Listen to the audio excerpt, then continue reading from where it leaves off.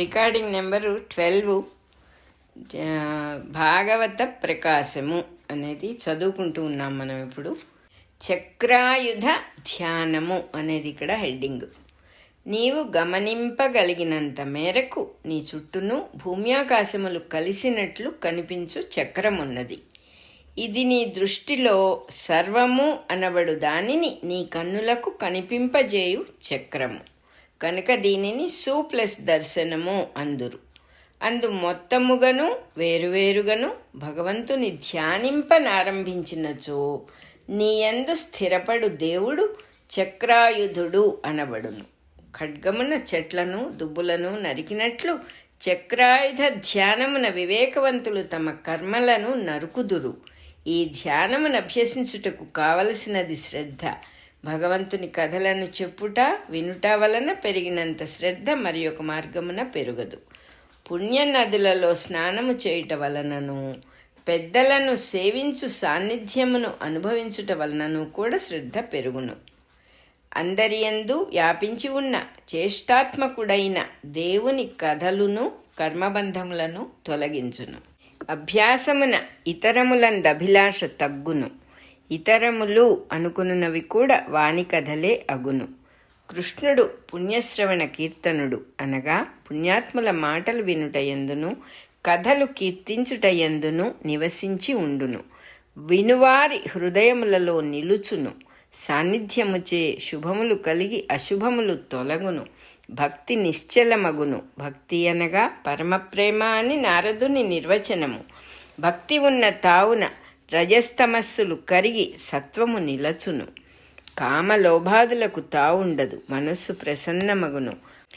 ప్రసన్నమగుట అనగా బురద లేని నీటితో స్పందింపని కోనేరు వలె ఉండి నిలుచును. దాని యందు అలలు లేనట్లు మనస్సున సంగము ఉండదు. సంగమనగా అభిప్రాయములు కలుగుట అవి తనవి అనిపించుట. అలలు లేనప్పుడు కోనేటిలో నీరు కనిపించుటకు బదులు ఆకాశము కనిపించును. ప్రసన్నమైన మనస్సుండుటకు బదులు ఈశ్వరుడుండును. అహంకారము ఉండదు. అహంకారమనగా తన ప్రత్యేకమైన అస్తిత్వము. అహంకారము అనున్నది జడము చేతనము ముడిపడుట వలన సంభవించును. చేతనమనగా నేను అను మెలకువ. జడమనగా నాది అను అభిప్రాయమునకు గురి అయినది. ఇది శరీరము మున్నగు స్థితులుగా ఉండును. జడము చేతనము ముడి సడలినప్పుడు ఈశ్వరతత్వం ఒకటే ఉండును. నీటిపై మంచుగడ్డ తేలునప్పుడు రెండు వస్తువులుండును. మంచు కరిగినప్పుడు నీరొక్కటియే ఉండును. అహంకారము సడలినప్పుడు మాయమగును. అప్పుడు మన యందున్న సొంత తరహాలన్నీయు మాయమగును. ఈ సొంత తరహాలు పూర్వాభ్యాసములకు ఫలితము.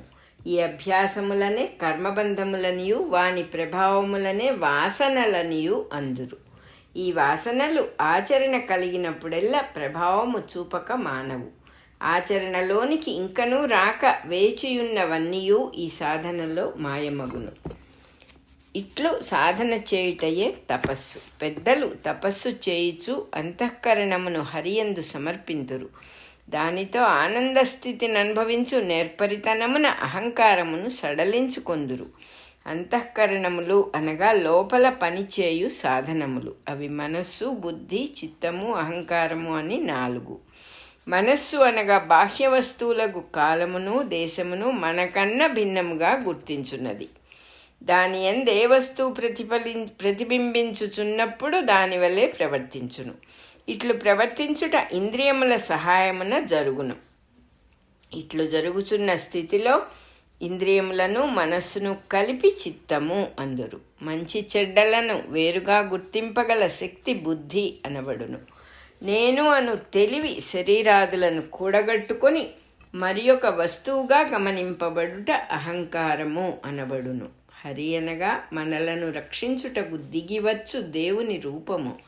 అతడు మనచే దేవుడని భావింపబడు అభిప్రాయముగా ఉద్భవించును. వానియందు అంతఃకరణములను సమర్పించుకొనుచు జీవితమును నడుపుట వలన ఆనంద సిద్ధి కలుగును. త్రిమూర్తి తత్వము అని హెడ్డింగ్ ఇక్కడ. దేవుడొక్కడే సృష్టి నిర్వహణమునకై ముగ్గురుగా దిగివచ్చును. సృష్టించుటకు రజోగుణము ధరించి బ్రహ్మ అగును, జీవించుటకు సత్వగుణము ధరించి విష్ణువగును, లయమునర్చుటకు తమోగుణము ధరించి శివుడగును. ఇట్లగుట దేవుని ప్రకృతి. అంతకు ముందు కూడా దేవునకు స్థితి ఉన్నది కనుక సత్వగుణము శాశ్వతమై మిగిలిన రెండిటికన్నా ప్రాధాన్యము వహించుచున్నది. సాధనలో కూడా సత్వగుణము అలవడుట వలననే జీవునకు దేవుడు అనుభవం అగును. ప్రకృతి అనగా దేవుని శక్తి. దేవుని నుండి శక్తి దిగివచ్చును. శక్తిలో అంతర్యామిత్వము చెందిన దేవుడు సృష్టి స్థితి లయములలో క్రీడించును. పై 3 రూపములను త్రిమూర్తులు అందురు. ఒక్కొక్క మూర్తి యందు శక్తి ఒక్కొక్క విధముగా వెలువడును. అస్తిత్వమునకు కారకుడైన విష్ణువునందు లక్ష్మిగా ఉండును. పేరు, రూపము, పొడవు, లావు, బరువు మొదలగు వానిని లక్ష్ములు అందురు. అవి కలిగినది లక్ష్మి. విష్ణువు వక్షస్థలమున ఉండును, అనగా జీవుల హృదయమున ప్రేమగా ఉండును. బ్రహ్మయందు శక్తి సరస్వతిగా ఉచ్చరింపబడును. సృష్టింపబడినప్పుడు లోకములను జీవులను ఉచ్చరింపబడునట్లు వెలువడును.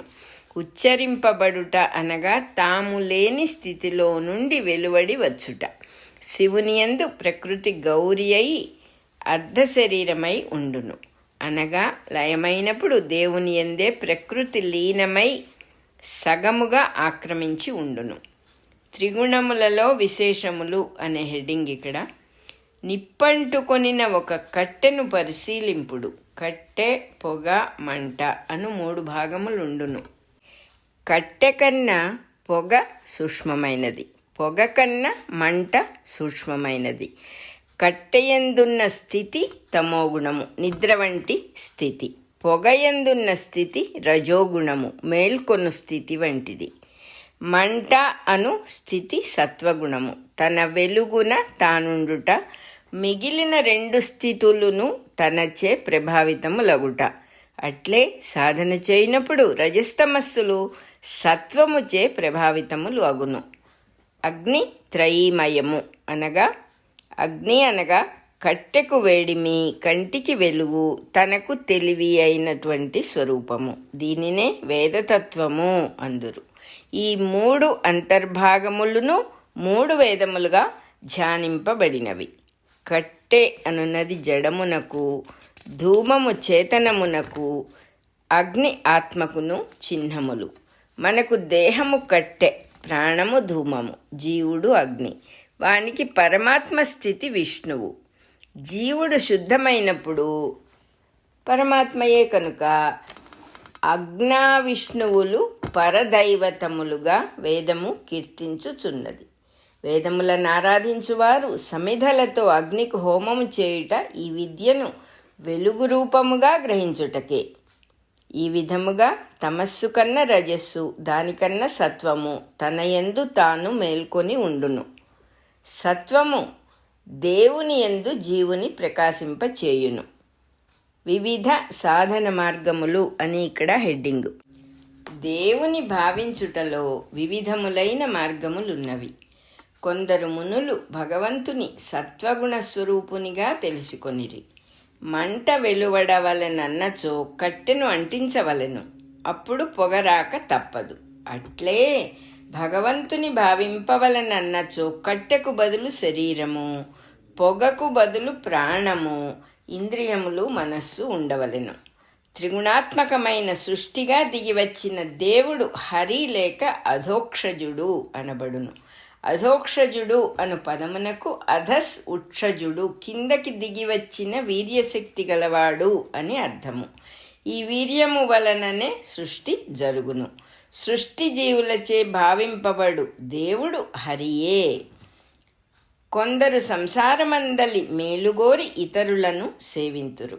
ఇతరుల రూపమున ఉన్న దేవుని గుర్తుంచుకొని సేవింతురు. సూటిగా మోక్షము పొందదలచిన కొందరు ఇతరులను సేవింపరు. కారణమేమనగా జీవులలో పంచభూతములకు అధీనులై వాని ప్రభావమున బ్రతుకువారు ఘోరములైన పనులు చేయుచు ఘోర రూపులై జీవించుచున్నారు. వారిని నింద చేయక శాంతులై నారాయణ కథలయందు మాత్రము మనస్సు నిలుపుచు వీరు మోక్షము కోరి సాధన చేయుదురు. భగవంతుడు అనేక దేవతల రూపమున ఉన్నను అందంతర్యామి అయిన నారాయణునే వీరాశ్రయింతురు. మిగిలిన వారిని నిందింపరు. నిందించుట వలన రజస్తమస్సులంటుకొని కామక్రోధములు కలుగును అని వారికి తెలియను. కొందరు రజస్తమస్సులచే ప్రభావితులై ధనము, పదవి, ఐశ్వర్యము, సంతతి వారి అభివృద్ధి కోరి ఆరాధించుచుందురు. వారు జీవితమున ప్రాకులాడుచుండుట అంతయు తెలియక జరుగు సాధనలోని భాగమే. వీరు పితరులను, భూతములను, ప్రజాపతులను ఆరాధింతురు. పితరులు అనగా తండ్రి, తాతలు మున్నగువారు. వారి వలన ఆస్తి పొందుటయందును, వ్యవహారములచే భద్రపరుచుకొనుటయందును, డబ్బును ఎక్కువ చేసుకొనుటయందును శ్రద్ధ వహించి ఉందురు. భూతములనగా రజస్తమస్సుల వలన మనస్సులో కలుగు భావములు. ఇవి శక్తిమయములు. పట్టుదల, జాగ్రత్త పడుట, ఖర్చు పెట్టకుండుట, వస్తువులను ఇతరులు తాకనీయకుండుట, సందేహపడుట మొదలగు భావగోళములే భూతములు. వీనిని ఆరాధించు సంపదలను పెంచుకొనుటయందు క్రింద మీద పడుచుందురు. ప్రజాపతుల అనగా సృష్టించు అవయవముల యందు పనిచేయు శక్తులు. కామము, స్త్రీ పురుష సంబంధము మొదలగునవి. సంతతి కోరువారు ప్రజాపతులను ఆరాధించి తృప్తి చెందుచున్నారు. అనగా పుంస్త్యము కలిగించు ఆహారములను, ఔషధములను, వ్యాయామ మంత్రతంత్రాదులను అవలంబింతురు. తెలిసినను తెలియకున్నను వీరందరూ ఆయా స్థితులలో సాధన చేయుచు ఆయా రూపములలో తాము చిత్రించుకొన్న ఒకే భగవంతుని ఆశ్రయించి జీవించుచున్నారు. కానీ వీరి ఆరాధన సూటి అయినది కాక డొంక తిరుగుడు మార్గము. ఉత్తమ మార్గము అని ఇక్కడ హెడ్డింగ్. పై చెప్పిన మార్గములు అవలంబించువారు త్రిగుణములచే ప్రభావితులై కామక్రోధములలో మనస్సు చిక్కుపడుచు జీవింతురు. ఈ చిక్కునే సంసారము, కర్మబంధము అందురు. ఇది విడిపోవుట మోక్షము అనబడును. నారాయణుని సేవించినచో మోక్షము కలుగును. వేదములు, యాగములు, యోగాభ్యాసము, సత్కర్మలు, తపస్సు, జ్ఞానము అన్నీయూ వాసుదేవుని రూపములే గనక వానిని ఆచరించుచున్నప్పుడు వాసుదేవుని స్మరింపవలెను. భగవంతుడు 2 విధములుగా గుర్తింపబడును. సృష్టికి వెలుపల ఉన్నవాడు, సృష్టిలో ఉన్నవాడు. వెలుపలనున్న భగవంతుని నిర్గుణుడు అందురు. ఇతనికి ఉండుట, లేకుండుట అను వైభవములు ఉన్నవి. ఉండుట అనగా త్రిగుణములలో ఉండుటయే. త్రిగుణముల సమ్మేళనము వలన కాలము, దేశము పుట్టి తాత్కాలికమైన స్థితులు వర్తించును. ఇట్లు వర్తించుటను మాయ అందురు. భగవంతుని నుండి త్రిగుణములు వెలువడి సృష్టిని కలిగించు శక్తియే మాయ. భగవంతుడు గుణములు లేనివాడైనను మాయలో ఉన్నప్పుడు గుణములు కలవాడుగా కనిపించును. కుండగా చేయబడిన మట్టికి కుండ అను పేరుతో గాని, ఆకారముతో గాని, నీళ్లను ధరించుటతో గాని సంబంధము లేదు. అయినను కుండగానున్నప్పుడు ఇవన్నీ వర్తించును. అట్లే దేవుడు మాయచేత గుణములలో ప్రవేశించి విజ్ఞానముగా వెలుగొందును. అనేకులుగా అనేక వస్తువులుగా తయారగును. అన్నీయూ ఒక్కడే అయినను వేరువేరు కట్టెలందు వేరువేరుగా అగ్ని మండుచున్నట్లు ఆయా రూపములతో వెలుగొందును. మనస్సు, పంచభూతములు, సూక్ష్మములైన ఇంద్రియములు ఒక్కొక్క జీవునకు దేవుని చేతనే ప్రసాదింపబడును. అవి త్రిగుణాత్మకమైన మాయ వలన వెలువడును. అయినను వానియందు తాను చిక్కుకొనడు. వానిని సాధనములుగా గొని గుణములనుభవించుచుండును. లోకకర్త ఒక్కడే. రక్షించుట ఆవశ్యకమైనప్పుడు తాను దేవతల రూపమున గాని, జంతువుల రూపమున గాని, మనుష్యుల రూపమున గాని వెలువడి రక్షించుచున్నాడు. సూర్యుడు చెదిరిపోకుండా సూర్యుని రూపమునకు అధిపతి అయి రక్షించుచున్నాడు. భూమి ఇతర గ్రహములు చెదిరిపోకుండా ఆకర్షణమున్నగు పద్ధతులలో వెలువడి రక్షించుచున్నాడు. జంతువులు రక్షింపబడుటకు గోళ్ళు, దంతములు, కోరలు, కొమ్ములు మున్నగు రూపములతో వెలువడుచున్నాడు. అట్లే బిడ్డలకు తల్లిదండ్రుల రూపమున మొదలుగా గల సంబంధములుగా వెలువడి రక్షించుచున్నాడు. దుష్కర్మచే త్రిగుణముల సామ్యము చెడి ప్రకోపము కలిగి ధర్మము అదను తప్పి పై చెప్పిన విధములైన రక్షణ సాధ్యము కానప్పుడు లోకోత్తరములైన అవతారములుగా దిగివచ్చి రక్షించుచున్నాడు. 12వ రికార్డింగ్ నెంబరు 12th నెంబరు అయిపోయింది.